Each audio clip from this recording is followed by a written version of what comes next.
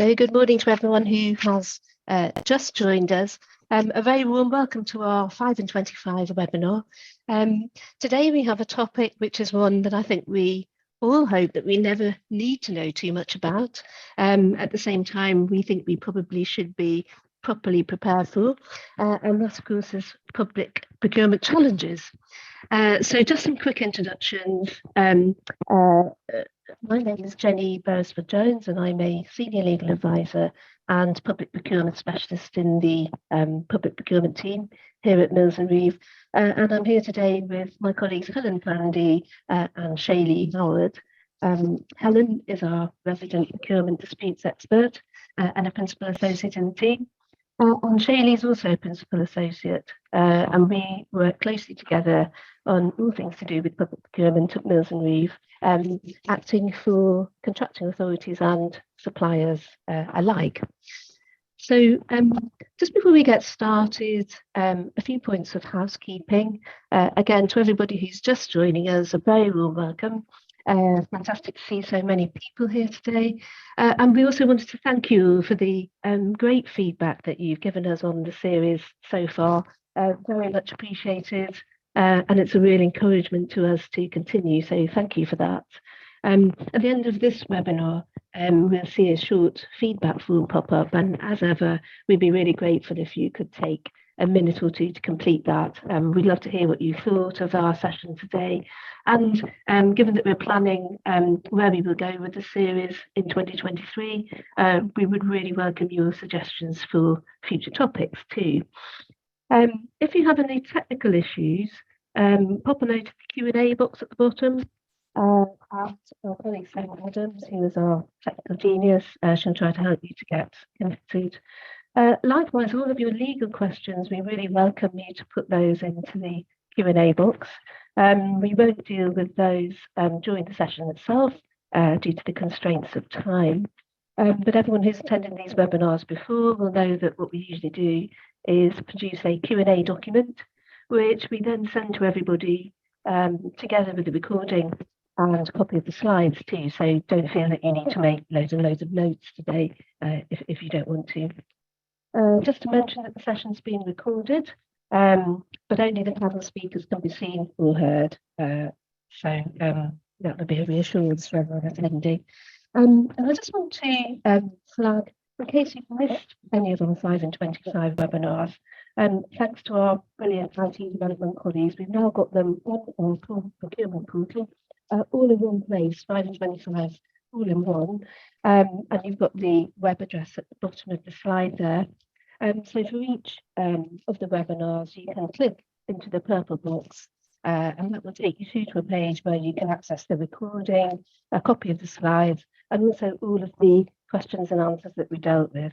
So that's a really helpful resource, all sorts of live questions from the sort of coalface of people working in procurement day to day. And I think that probably is everything we need to say as part of housekeeping. So I think that takes us on to the first question, which is around time limits for procurement claims, and who better to answer that than a procurement disputes expert. So I will hand over to Helen. Thank you, Helen. Thanks, Jenny. Good morning, everyone. Nice to see so many people here. So my question is, a bidder is threatening to challenge a procurement. Could we argue that they are out of time? Now, what lawyers mean by out of time is the word limitation. And limitation is one of those things that is superficially simple, but actually the backstory can be extremely complex. In fact, so complex often that even judges don't fully understand it. So one takeaway from today on timing issues is if you don't know or you've got any doubts at all about it, please take legal advice because it is a very complex issue. The starting point, however, is easy. Regulation 92 says 30 days, and then starts to creep in the complexity because it's 30 days from the date of knowledge. Well, what exactly does the date of knowledge mean? When is the date of knowledge? And that's obviously where the issues start to arise. So the courts have determined that date of knowledge starts when you know facts which clearly indicate but do not absolutely prove that there might have been a breach. Well, simple enough to say, but again, what exactly does that mean? Well, for example, one poor bidder one time downloaded some procurement documents, didn't read them until 2 days later, and the court said they had the knowledge at the date they downloaded the documents. To give another example, if you get a defective standstill letter, for example, that is clearly defective but has no details of the scoring, your limitation period starts on the defects on the standstill letter itself, 30 days from when you get the standstill letter, but may not even have started to run on your date of knowledge for how the evaluation was actually done. So there's plenty of scope for lawyers really to get to grips with what they like to do most, which is to pick things apart to the nth degree of detail. But a couple of things just to note. It's when the knowledge first arises, it isn't ongoing. Sometimes people like to argue, well, my 30 days hasn't expired because you're still knowing this. But you definitely can't afford to sit around and hope that things will all come out okay at the end. So if you have an issue, for example, with the ITT itself or the procurement documents itself, you can't just wait and see what happens. If it's a serious issue, you have to raise it there and then, albeit that can be very difficult when you're in the middle of a bidding process. It is worth noting that a court can extend the time beyond the 30 days up to a maximum of 3 months. But that is exceptional. Don't rely on it under any circumstances. And I'm not aware of any or not very many cases where that's been done. So take away on this 30 days from the date of knowledge, consult a lawyer. What impact does the standstill period have on limitation? Well, the short answer to that is none. The standstill period exists under the regulations, but is separate from limitation. And what you might sometimes find is that a standstill period in the course of a dispute is extended beyond the date of limitation. And if that happens and you rely on the standstill date and not your date of knowledge, then you could find as a bidder that you're out of time to bring a claim. Under the regulations, there's also a remedy called ineffectiveness, which we'll come on to briefly later. The time limits there are a bit different in that there's a long stop of 6 months to bring a claim for a declaration of ineffectiveness. But if there's a contract award notice published, or if you find out by some other means, or you're told, for example, then you only have 30 days from the date that you knew that to ask for damages and a declaration for ineffectiveness. And in any event, you only have a claim for damages ongoing for 30 days under that remedy. There you go. That's a very, very quick run through a subject that fills volumes of legal tomes, but I hope it was helpful. Thanks, Helen. Morning, everyone. I'm Shailee, and I'm going to talk about this question. So this is a question from an authority's perspective. We've been notified that a bidder has issued a claim form against us. Can we proceed to sign the contract? So this question, if we could just move on to the next slide, please. We're talking about the scenario where a challenge is received after the contract award decision has been announced. It is open to a bidder to challenge the process before that point. So, for example, following the shortlisting at the selection stage, or indeed midway through a procurement. And in one of those scenarios, the bidder would have to apply for an injunction to stop the process. So what do the regulations say about this concept of automatic suspension? So this will apply where a claim has been issued in respect of a contract award decision. The authorities become aware that the claim form has been issued and the contract hasn't been entered into. So if all those three conditions apply, then the authority is suspended from awarding the contract. Just a quick note on the second of those conditions. All that's required is for the authority to become aware that the claim form has been issued. That doesn't necessarily mean that it has to have been served in order for the automatic suspension to kick in, because service can happen within 7 days of issue of the claim form, but you might have become aware as an authority of the claim form before that point. So as Helen has just been through, the limitation period is key when a bidder is considering whether to issue a claim.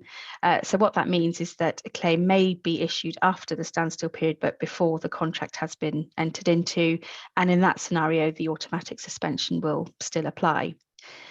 So if an automatic suspension is in place, that means that the authority has to apply to have the suspension lifted if it wants to go ahead and award the contract. So the regulations say that the automatic suspension will stay in place until the court brings it to an end or the proceedings are otherwise discontinued or disposed of. If the authority has signed the contract and the claim is within the limitation period, then generally speaking, a bidder will need to pursue a claim for damages, and Helen will come on to talk about remedies shortly. So the court will, when they're deciding whether to lift an automatic suspension, the court will apply what's known as the American cyanamide test, which might be familiar to those of you who did a law degree. It has 3 limbs. Is there a serious issue to be tried? Would damages be an adequate remedy? And where does the balance of convenience lie? So the court will go through each of those to decide whether to lift the suspension and allow the authority to continue to award the contract. We've had lots of cases on automatic suspension. In the majority of cases, the automatic suspension is lifted. So the court will look at a number of factors. So the court has considered reputational loss to the claimant if they were the if they were the incumbent and have lost the contract. In the recent case, there was a recent case involving Camelot and the competition to operate the national lottery. In that case, they claim that damages wouldn't be an adequate remedy because they couldn't cover the reputational damage of losing the lottery license in the UK. In that case, the court wasn't convinced by that argument and ultimately decided to lift the automatic suspension. The court's also considered the public interest in not paying twice for a particular contract. And by that, we mean paying damages to the claimant as well as having to pay the winning tenderer for delivery of the contract. The court's also considered the effect on the public of delaying the award of the contract, which can be particularly relevant in the healthcare and defence sectors, so where patient or public safety might be at risk.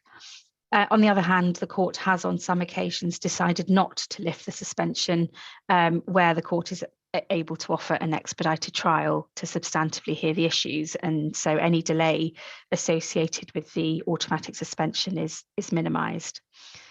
So the key takeaway from me is that where a claim is issued before the contract is signed, an authority cannot award the contract and has the burden of proof in demonstrating to the court that it ought to be permitted to proceed with contract award, leaving the challenging bidder to pursue a claim for damages.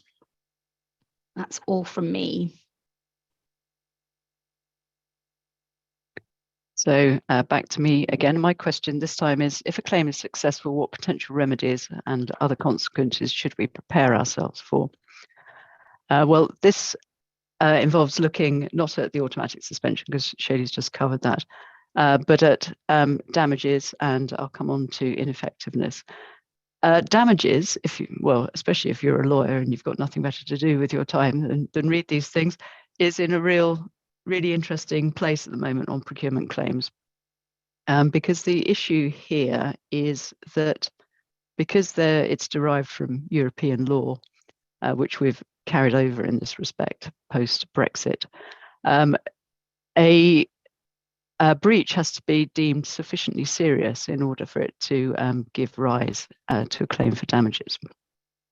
And in the fantastically named recent case of Brace Yourself, which relates to an orthodontics contract, the court found that the evaluation that had been carried out was wrong.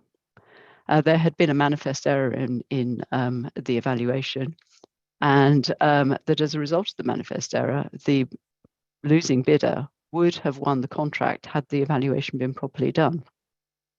Nevertheless, the judge concluded that this breach was not sufficiently serious for it to sound in damages, as we say, and the losing bidder was unsuccessful. It didn't succeed with its claim for damages. And bearing in mind that the automatic suspension had also been lifted sometime previously, it found itself with absolutely no remedy. It's fair to say that Brace Yourself is being appealed, but there is always an issue around damages about whether the harm that's been caused is sufficiently serious. And the kind of things that the court will look at is how excusable the breach was, the impact, and the public interest. Now, how that stacks up exactly with Brace Yourself, where the impact was obviously quite significant. They didn't get a contract that they would otherwise have got. And a manifest error had been proven, isn't very clear. But perhaps the Court of Appeal, when it's reviewing this, will give us a bit of guidance. So there's a sort of conceptual issue with pursuing damages. If you are able to prove that a right to damages is sufficiently serious, how are they calculated? Well, the court will look at the lost profit of the contract, but also as well things like contribution to overheads. But it won't just take that raw number. It will take into account that even if the procurement had been run lawfully, the bidder who's complaining may still not have won. So it will reduce the amount claimed by a percentage to reflect the loss of a chance of winning that contract and getting that profit. So it's never my profit would be £5 million, give me £5 million. It's always going to be reduced by a percentage to reflect the actual chances of succeeding with that. That's the sort of easy part of damages. There are some other complexities. The loss has to have been caused directly by the breach. But those are the key takeaways for today in the time that we have available. The other remedy that was introduced some time ago into the regulations, but which doesn't really have any precedent at all in English law and has therefore probably been quite confusing for judges and certainly for litigants, and has not come up very often before a court for that reason, is an ineffectiveness remedy. And that's whereby a court can make a declaration that the procurement that was carried out was unlawful, and it can just end there and then, literally there and then, any contract that was entered into as a result of that unlawful process. That's the sort of most draconian approach. In the most recent case where this was considered, the contract was shortened substantially and not ended, but either option is available. And it's worth noting that if you're drafting contracts with bidders, you might just want to put in some boilerplate clauses that could deal with the consequences of this, because obviously if it happens, if there's a declaration of ineffectiveness, you may be having to pay damages to the losing bidder, but also to the contractor that you had contracted with and whose contract comes to an end early. Now, a declaration of ineffectiveness is very serious. So the sort of punishment is supposed to reflect the crime by being what's described as effective, proportionate, and dissuasive. So in addition to a declaration of ineffectiveness, if one is made, then a fine must be levied on the contracting authority. Well, what level of fine is supposed to be effective, proportionate, and dissuasive?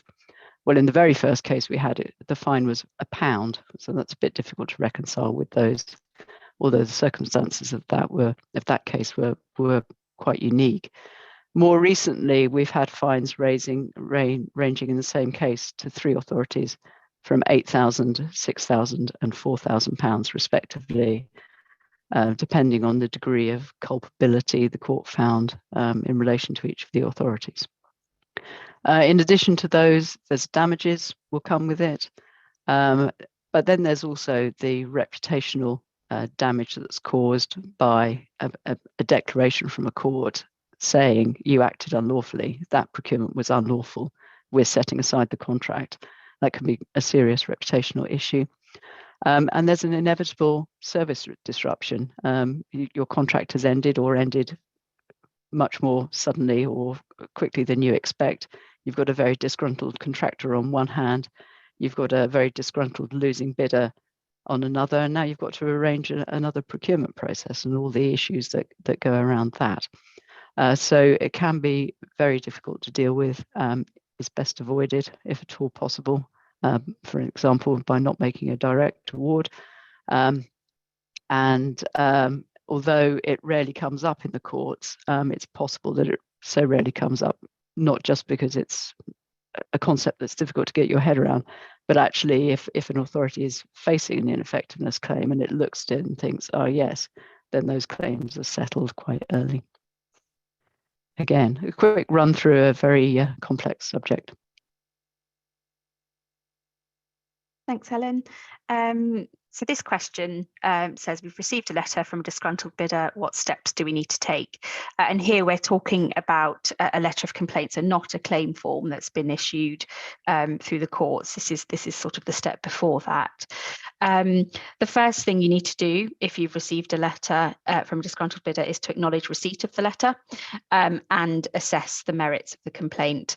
In our experience, the majority of complaints at this stage relate to sort of alleged manifest errors in the evaluation. One of our previous webinars in the 5 and 25 series is on evaluation, so worth a look if you want to know more about that. And in that webinar, we go through some of the common areas of complaint from bidders around evaluation. It's worth seeking legal advice early to inform your strategy on engaging with the complaining bidder. You might be able to gauge from the letter whether it's a bidder who is simply trying to find out a bit more about the contract award decision, particularly if you've just been through a lengthy procurement process with them, or if it's a bidder who has a real appetite to challenge the contract award decision, and that will likely inform what you do next. So it's likely that you will decide to extend the standstill period while the complaint is being dealt with. In some exceptional cases, you might decide to proceed with contract signature. Complaints from incumbent bidders should always be taken seriously. Generally speaking, they have a lot to lose and might also be able to benefit from delaying contract award if it potentially means that there's an extension to the existing contract. There might also be an obligation to inform internal stakeholders, and it's also worth at this stage liaising with other internal departments. So for example, it's worth finding out whether the bidder has made an information request under Freedom of Information law. So FOIA requests will be dealt with separately, of course, to any request for information that's made in pursuance of a claim. And not least because they have sort of separate time limits for responding to FOIA requests. In our experience, bidders do often adopt a twin track approach in order to get as much information from the authority as possible, so it's worth being joined up. You should also consider your plans for contract award. So as I've said, there might be an incumbent contract that may need to be extended for a short period until the dispute is dealt with, and you'll need to consider your ability to do so. Alternatively, the successful supplier may be making plans for mobilisation and implementation of their solution. It's also worth checking the tender validity period to ensure that any delay in the process doesn't impact on the offer that has been accepted by the authority. Depending on the nature of the complaint, you are likely to also you're likely to need to gather all of your evaluation materials and ensuring that your Regulation 84 report is in order. The Technology and Construction Court Guide to Procurement Claims encourages authorities to provide key decision-making material as early as possible. And in our webinar on evaluation, we've also discussed the importance of having robust records during the process. There is case law on what needs to be disclosed, the case of Roche Diagnostics. In that case, the court held that information and documentation relating to the evaluation process should be provided promptly so that the challenger can take an informed view of whether the evaluation process complied with procurement law. But that's not to say that the authority needs to entertain what might look like a sort of fishing expedition. I think we've had a question on this as well. So there's no obligation to have a meeting with the supplier in this sort of scenario. In our experience, that can sometimes fan the flames of a complaint. And as Helen mentioned earlier, limitation is calculated based on knowledge. So disclosure of new information can start a new limitation period. So the authority should be aware of that when it's engaging with the supplier. And that's all from me. To Jenny. Thank you, Shailee. So yes, the final question we've got today, I think we've got 5 minutes left, is just a quick look at the procurement bill and to have a think about what's the likely impact of that on procurement challenges and remedies. For those of you who haven't followed the progress of the bill quite as forensically as we have been doing, it's made its way through the House of Lords and is now in the House of Commons, where it's having its second reading. So amendments are being proposed and debated. And after each stage, there'll be a new iteration of the bill. We've had, I think, 3 drafts so far. I think fair to say it hasn't changed a huge amount since it was first published. There have been a few changes, but nothing dramatic. Also really worth remembering that the bill is only a piece of the picture in terms of how procurement law is going to change, because under this bill there are, I think, over 30 situations in which the minister is empowered to make secondary legislation to give us further detail about how the regulations are going to work. And we're also expecting a large number of templates and guidance notes, etc., to come out of government, probably in the spring of 2023. So it's still sort of making its way through the parliamentary process. That's still plenty of scope for amendments to the bill and plenty of additional information and draft regulations that we are waiting to see. But having said that, we can sort of say something about the likely impact of the procurement bill on challenges and remedies. And I think the headline is probably not a lot. There has been, at the consultation point, there was a suggestion that we could think about having something like a procurement tribunal, something similar to what we have in employment law, for example, which will make claims a bit simpler. It's simpler to deal with than a full High Court claim, but that hasn't made it into the bill and is not likely to. Nor are there any real changes to the significant cost of bringing a challenge in the High Court, nor any particular relaxation of the time limits for doing so. And as Helen has said, it's a 30-day time limit, so that's quite a tight time limit for bidders to work to. At the consultation phase, there was a suggestion that perhaps authorities could be obliged to disclose winning tenders to bidders, redacted where appropriate, with the idea that this might help them to think about whether they had a challenge worth making within the strict time limit. Again, that hasn't made it through to the bill either. So sort of overall, from the bidder's perspective, I think it's fair to say challenges remain costly, difficult for bidders to take a risk on unless they feel very confident.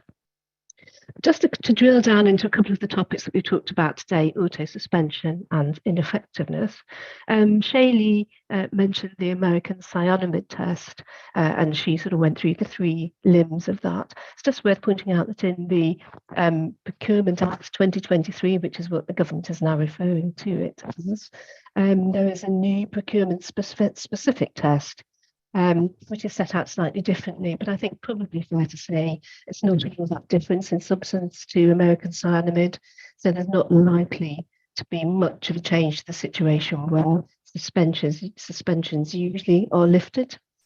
The other more interesting point, which has caused a few questions and a bit of surprise amongst lawyers, is around the timing of the auto-suspension remedy. So as Shailee said, presently, it can be triggered by the issue of a claim at any point up to contract signature. It doesn't have to be during the standstill period. But certainly on the current wording in the procurement bill, you can only trigger the suspension if you issue the claim during the 8 working day standstill period. So the standstill period is reducing from 10 to 8 days.